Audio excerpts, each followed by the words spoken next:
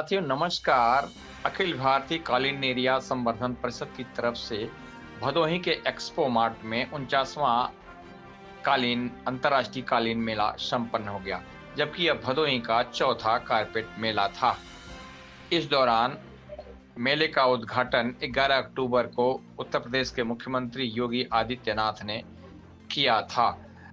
वैश्विक चुनौतियों के बाद मेले में दुनिया भर से 42 देशों के 215 विदेशी खरीदार यहां पहुंचे। ऑस्ट्रेलिया से लेकर इंग्लैंड, रूस, अमेरिका, हर देश के प्रतिनिधि भारतीय कॉलोनी की खूबसूरती देखकर मंत्रमुग्ध हो गए।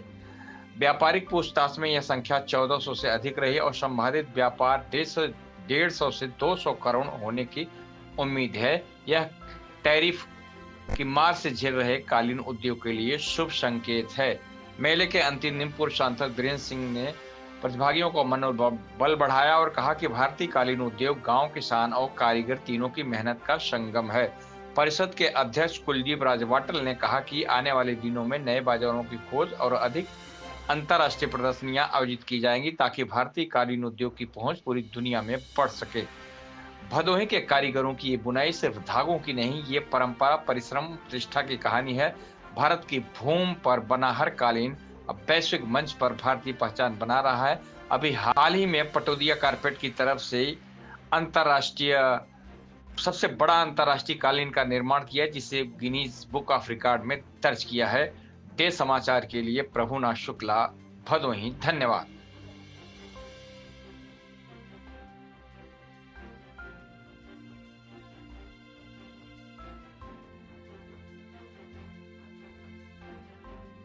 किया है, टैरिफ की भी समस्याएं चल रही है, किस तरीके की वार्ताएं हुई हैं आपकी और निर्यात के बीच? देखिए, मैं यहाँ का सांसद रहा हूँ और मैं कालीन उद्योग के संवर्धन के लिए मैंने सक्षम प्रयास भी किया है। कालीन उद्योग की समस्याओं को जानता भी।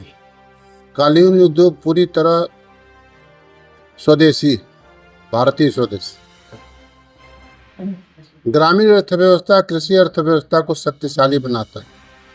यह पूरी तरह कृषि आधारित उद्योग, क्योंकि ये कालीन बनता है जूट से, कपास से, रुई से। ये तीनों चीज किसान पैदा करते हैं। ये तीनों चीज किसान पैदा करते हैं। किसान पैदा भी करते हैं और उससे वो चीज़ें बनती भी हैं। तो किसान उपभोक्ता भी है और किसान उसका उत्पादक भी है। तो कारपेट उद्योग में इस तरह के ग्रामीण उद्योग कृषि 10 लाख लोगों को रोजगार मिलता है। ग्रामीण अर्थव्यवस्था कैसे शक्तिशाली बनती है? हर गांव में बुनकर का काम करने वाला खेती भी करता है, पशुपालन भी करता है, दूध उत्पादन भी करता है, बागवानी भी करता है, सब्जी की भी खेती करता है।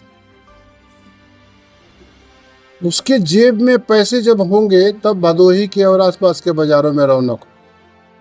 जो ग्रामीण स्वावलंबन होगा, ग्रामीण अर्थव्यवस्था ताकतवर होगी तब।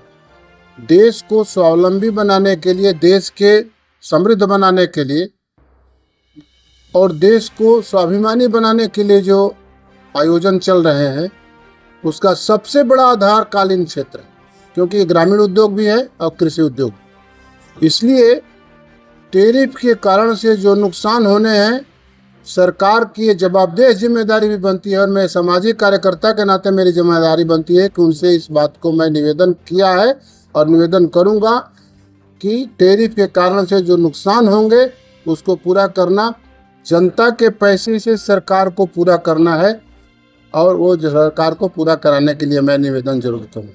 की बात आपने बताई है कि मांग करेंगे, तो वो किस तरीके से आपने कैलकुलेशन किया है कि 1000 करोड़ से कुछ स्थितियाँ सही हो सकती? देखिए, मैं स्वागत करने के लिए आज रवि भाई को आया था, रवि पटौदिया। ऐसे तो भदोही दुनिया में पहले से भी नामचीन है, लेकिन इन्होंने जो कारपेट के निर्माण में जो काम किया है वो दुनिया में और प्रसिद्धि प्राप्त हो गई।